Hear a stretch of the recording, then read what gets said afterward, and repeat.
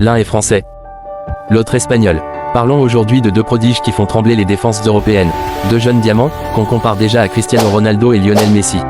D'un côté, on a Désiré Doué, surnommé le Lamine Yamal du PSG. 19 ans, 1,77 m, explosif et imprévisible, pur produit de la formation française.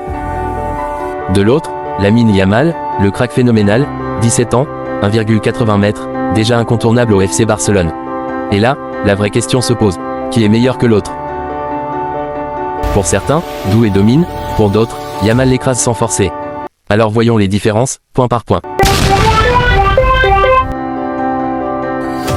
1. Âge, Doué a 19 ans, un peu plus d'expérience. Yamal n'a que 17 ans, mais joue déjà comme un vétéran. 2. Style de jeu, Doué est explosif, aime provoquer, très vif dans les petits espaces. Yamal est calme, technique, avec une vision du jeu digne d'un maestro. 3. Poste préféré, Doué joue entre milieu offensif et ailier, selon les besoins. Yamal est un ailier droit pur, gaucher à la Messi, toujours dangereux en 1 contre 1. 4. Influence sur les matchs, Doué impressionne en Ligue 1, mais reste un peu discret en Europe bien qu'il a montré un peu quelque chose lors de la finale en C1, puis buteur.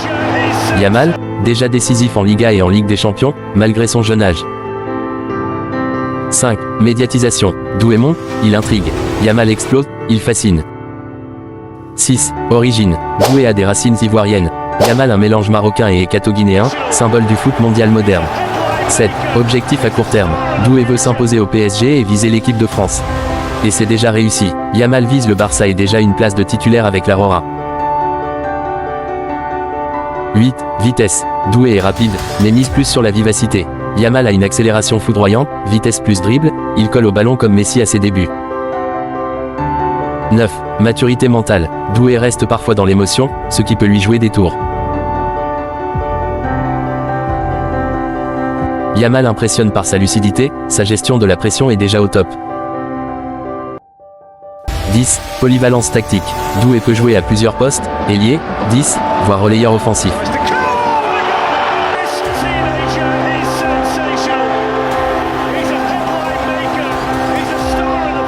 Yamal est plus spécialisé, mais maîtrise à la perfection son couloir droit.